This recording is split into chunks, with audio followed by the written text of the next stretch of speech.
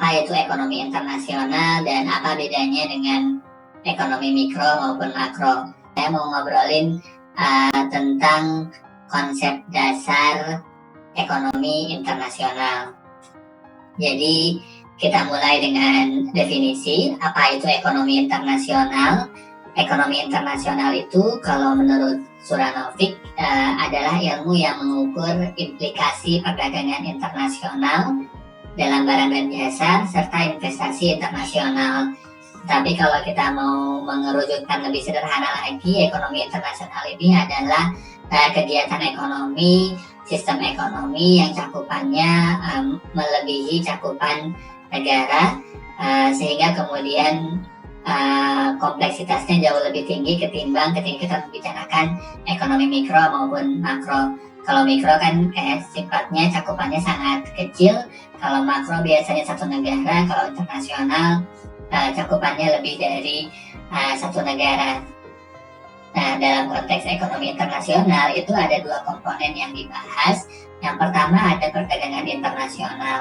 Ketika ngobrolin perdagangan internasional, itu analisis yang dibahasnya ada analisis permintaan dan penawaran, kemudian perilaku konsumen, struktur pasar, dan seterusnya yang secara model ini mirip dengan model ekonomi mikro, tapi kemudian ditarik skalanya, ditarik cakupan bahasannya menjadi lebih luas lagi. Nah, kalau keuangan internasional itu berbicara soal GDP, Gross Domestic Product, berbicara soal tingkat pengangguran, nilai tukar, inflasi, bunga, dan seterusnya. Makanya kemudian ketika kita mempelajari atau berbicara soal ekonomi internasional, kita mesti memiliki setidaknya prior knowledge atau pemahaman terkait ekonomi mikro maupun makro, karena pada akhirnya komponen yang membentuk ekonomi internasional itu membutuhkan pemahaman mendasar terkait model ekonomi mikro maupun makro yang nantinya akan dikontekstualisasikan menjadi cakupannya lebih luas. Itu. Nah, kapan sih kemudian terjadi ekonomi internasional? Nah, sederhananya karena tadi ekonomi internasional adalah kegiatan ekonomi yang melibatkan negara-negara antar nasion atau antar nation state, antar negara. Maka kalau kita mau mengukur atau mau melacak kapan terjadinya ekonomi internasional, ya bisa dibilang mulai ini ketika terjadi transaksi ekonomi yang itu dilakukan melebihi atau melewati batas-batas negara. Dan salah satu contoh yang paling terkenal adalah perdagangan yang melibatkan jalur sutra, terjadi sekitar tahun 206 sebelum Masehi sampai dengan 220 Masehi. Nanti teman-teman bisa ngecek salah satunya di materi yang saya share juga di Google Classroom terkait jalur sutra. Nah, kemudian si transaksi ekonomi internasional ini juga semakin menguat ketika di Eropa terjadi Renaissance. Renaissance itu proses di mana Eropa kemudian mengalami modernitas, meninggalkan abad pertengahannya yang katakanlah masanya masa gelap, gitu, masa kegelapan atau masa jahiliyah, sangat seperti itu. Nah, ketika Renaissance itu kemudian kerajaan-kerajaan di Eropa semakin menguat, kemudian tumbuh tradisi ilmiah, tumbuh tradisi berbudaya yang semakin tinggi, muncul dorongan penjelajahan untuk mengarungi samudra, menemukan daerah-daerah baru, dan disinilah kemudian juga muncul gagasan-gagasan untuk menemukan koloni-koloni yang nantinya kemudian menciptakan kolonialisme atau penjajahan. Nah, makanya dalam periode ini yang juga kemudian di tengah-tengahnya ada fenomena revolusi industri di Eropa, ideologi ekonomi atau sistem ekonomi yang mendorong kegiatan ekonomi internasional pada saat itu adalah merkantilisme. Seperti itu. Sederhananya adalah kenapa kemudian pada Renaissance orang-orang Eropa menjadi terdorong untuk melakukan penjelajahan, karena kalau kita ambil contoh efek dari revolusi industri sebagaimana dijelaskan oleh Yuval Noah Harari di dalam Sapiens, ketika orang Eropa berhasil menemukan mesin uap, mereka kemudian berhasil menemukan cara untuk mengoptimalkan hasil yang mereka dapatkan dari kegiatan produksi. Sehingga dengan optimalisasi hasil itu mereka punya waktu luang lebih banyak, mereka punya uang lebih banyak, sehingga kemudian mereka terdorong untuk melakukan sesuatu yang lebih luas lagi, lebih besar lagi. Produk yang diproduksi di dalam negeri menjadi berlimpah lebih banyak, melebihi kebutuhan, sehingga dibutuhkan pasar-pasar baru, lokasi-lokasi baru untuk menjual produk yang berlimpah tadi. Maka caranya adalah dengan menjelajah, mencari tempat lain di mana mereka bisa menjual produk yang berlimpah tadi, sekaligus juga mendapatkan produk-produk baru yang mungkin mereka butuhkan tapi tidak bisa diproduksi atau belum bisa diproduksi di Eropa. Kayak gitu. Nah,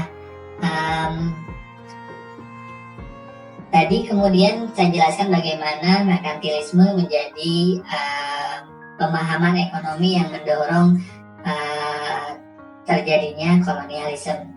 Nah, kenapa saya bilang seperti itu? Karena dalam merkantilisme mereka meyakini bahwa kekayaan negara itu, kekayaan suatu kerajaan diukur dari berapa banyak emas dan perak yang dimiliki oleh kerajaan atau negara tersebut. Kemudian merkantilisme juga meyakini bahwa negara yang kaya, yang hebat, yang kuat secara ekonomi itu ekspornya akan lebih banyak ketimbang impor. Nah, kemudian muncullah suatu siklus di dalam yang diinspirasi oleh merkantilisme ini, di mana akhirnya mother country atau negara di Eropa atau kerajaan di Eropa itu mereka datang ke sebuah koloni dengan tujuan awalnya bermaksud untuk berdagang, walaupun tujuan yang kemudian terjadi adalah penjajahan atau kolonialisme. Mereka datang ke suatu daerah koloni, mereka mengambil emas, perak, dan barang-barang yang sumber daya yang dimiliki oleh si koloni, mereka bawa ke mother country dengan keyakinan bahwa emas, perak, dan lain-lain yang mereka ambil itu bisa memperkaya mereka. Tapi di saat yang sama juga mereka menjual barang-barang hasil produksi, hasil pabrikan mereka ke koloni tadi. Jadi koloni di satu sisi mereka dirampas, di sisi lain mereka juga dipaksa untuk membeli barang hasil produksi dari mother country atau kerajaan yang melakukan kolonialisme. Seperti itu. Walaupun sekali lagi niat awalnya adalah untuk berdagang. Ini kalau teman-teman baca bukunya Harari menjelaskan dengan sangat baik sekali bagaimana orang-orang Spanyol yang tiba di Amerika Latin itu dalam tanda kutip merampas emas. Saya lupa apakah suku Aztec ataukah suku Inca ataukah suku Maya. Mereka merampas emasnya dan mereka membodohi orang Amerika Latin ini dengan bilang bahwa di Eropa emas ini adalah obat bagi penyakit yang sedang mendera Eropa. Padahal tujuan aslinya adalah emas itu dianggap akan memperkaya mother country. Nah, kemudian di akhir abad ke-18 sekitar 1776 Adam Smith kemudian menyampaikan kritik melalui bukunya The Wealth of Nations, dan ini menandai lahirnya ekonomi modern. Dan menurut Adam Smith, merkantilisme ini adalah pemahaman ekonomi yang keliru, karena sebetulnya kekayaan atau kesejahteraan negara itu tidak bisa hanya sekadar diukur oleh banyaknya emas atau perak yang dimiliki, tapi harusnya oleh GDP atau Gross Domestic Product. Gross Domestic Product ini atau produk domestik bruto, mungkin teman-teman juga sudah mempelajarinya, adalah keseluruhan total nilai produksi yang terjadi dalam suatu periode tertentu di suatu negara, atau bisa juga diartikan sebagai total seluruh pengeluaran yang terjadi dalam suatu periode di sebuah wilayah. Nah, itu yang pertama yang menurut Adam Smith adalah kekeliruan merkantilisme. Yang kedua, neraca pembayaran yang baik menurut Adam Smith itu bukan ekspornya yang menjomplang terlalu tinggi dibanding impornya, tapi justru yang seimbang antara ekspor dan impornya. Dan yang ketiga, pendekatan pemaksaan ala merkantilis itu keliru, karena sebetulnya itu justru malah tidak mengembangkan masyarakat secara organik gitu. Masyarakat terdorong untuk melakukan sesuatu itu lebih karena paksaan dari kerajaan atau dari negara, dari pemerintah. Padahal bisa jadi sebetulnya kalau masyarakat dibiarkan bertumbuh secara organik itu akan menghasilkan nilai ekonomi yang lebih tinggi. Nah, jadi harus gimana dong gitu? Setelah mengkritik, lalu apa solusinya? Apa yang harus dilakukan? Menurut Adam Smith, pertama, self-interest sebagai motivasi kegiatan ekonomi. Di sini kalau teman-teman pernah dengar ada istilah namanya the invisible hand. Jadi menurut Adam Smith, setiap orang itu digerakkan oleh self-interest masing-masing untuk melakukan kegiatan ekonomi. Sehingga pada dasarnya setiap orang akan berupaya untuk sebisa mungkin mendapatkan keuntungan yang maksimal dengan pengorbanan yang minimal. Nah, jika self-interest ini dibiarkan bertumbuh, maka kemudian ekonomi juga akan bertumbuh secara makro gitu. Nah, alhasil kemudian pasar nggak boleh diatur sangat ketat oleh kerajaan atau oleh negara, tapi harus dibuat bebas. Private atau swasta dipersilahkan untuk mendominasi pasar sehingga bisa mendorong self-interest ini untuk berdinamika sehingga ekonominya bisa bertumbuh, dan pemerintah harus dibatasi perannya. Nah, jika pasar ini bisa dibuat bebas, kemudian self-interest bisa diakomodasi, maka akan terjadi persaingan. Dan ketika terjadi persaingan, maka setiap orang yang terlibat di pasar itu akan terdorong untuk melakukan spesialisasi. Apa sih yang spesial dari yang saya miliki sehingga saya bisa menjual itu demi keuntungan yang maksimal gitu. Tanpa ada persaingan, orang tidak akan terdorong untuk melakukan spesialisasi. Contohnya misalkan teman-teman ada yang bercita-cita jadi musisi.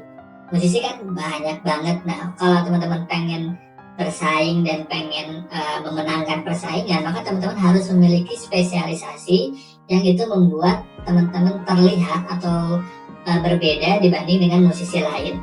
Katakanlah misalkan, saya memang musisi tapi saya fokus pada musik jazz, misalkan saya fokus pada musik tahun 80-an dan seterusnya dengan konsep yang beragam sehingga kemudian itu menjadi penanda spesialisasi kita.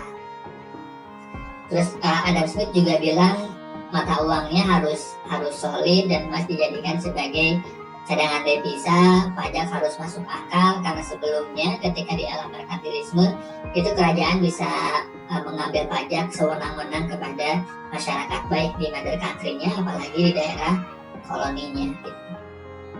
Nah, dari semua itu, dari self-interest, kemudian pasar bebas, kemudian ada persaingan yang mendorong spesialisasi, maka dari situ kemudian pelaku ekonomi akan tergerak untuk menemukan keunggulan absolut. Dan keunggulan absolut inilah yang kemudian menjadi salah satu teori yang mewarnai awal-awal ekonomi internasional di era awal. Sebelum nanti juga akan dikritik oleh David Ricardo. Nah, tapi apa itu sebetulnya keunggulan absolut? Keunggulan absolut itu menurut Adam Smith intinya adalah jika produk A dapat diproduksi di dalam negeri secara efisien, maka negara tersebut memiliki keunggulan absolut di dalam produk A. Tentu saja dibandingkan dengan negara lain. Contohnya misalkan ini ada dua negara, Indonesia dan Cina. Indonesia dia per satu jam per satu orang tenaga kerja itu bisa memproduksi 12 kg teh atau 3 meter sutra. Sedangkan di Cina per satu orang tenaga kerja per satu jam kerja itu hanya mampu menghasilkan 4 kg teh dan 8 meter sutra. Maka dari sini dapat diambil kesimpulan bahwa Indonesia memiliki keunggulan absolut di dalam produksi teh karena dia mampu memproduksi teh secara lebih banyak dengan jumlah tenaga kerja yang sama dan selama jam kerja yang sama dibandingkan dengan Cina. Sebaliknya, Cina mampu memproduksi sutra lebih banyak daripada Indonesia per satu orang tenaga kerja, per satu jam kerja, maka Cina dikatakan memiliki keunggulan absolut dalam memproduksi sutra. Nah, berdasarkan analisa sederhana ini, menurut Adam Smith, maka tidak masuk akal kalau Indonesia memaksakan diri memproduksi sutra. Tidak masuk akal kalau Cina memaksakan diri memproduksi teh. Yang masuk akal dan yang tepat adalah Indonesia memfokuskan diri memproduksi teh, Cina memfokuskan diri memproduksi sutra, lalu kemudian mereka bisa saling melakukan kegiatan ekonomi internasional. Indonesia jual teh ke Cina, Cina jual sutra ke Indonesia, dan itu menurut Adam Smith akan menguntungkan kedua negara. Nah, dalam menyampaikan teori keunggulan absolut ada 3 asumsi yang dijadikan prasyarat gitu untuk berlakunya keunggulan absolut dalam ekonomi internasional. Pertama, faktor produksi tidak dapat berpindah dari satu ke lain negara. Faktor produksi ini bisa faktor produksi berupa modal, bisa faktor produksi berupa manusia, bisa faktor produksi bisa di luar manusia ataupun modal seperti sumber daya alam. Kemudian tidak ada batasan perdagangan atau trade barrier, misalkan ada embargo atau ada konflik antara negara tersebut yang membatasi perdagangan internasional, atau ada perjanjian yang kemudian melemahkan perdagangan internasional dan seterusnya. Dan yang ketiga, ekspor harus sebanding dengan impor. Oke, itu aja untuk mata kuliah ekonomi internasional.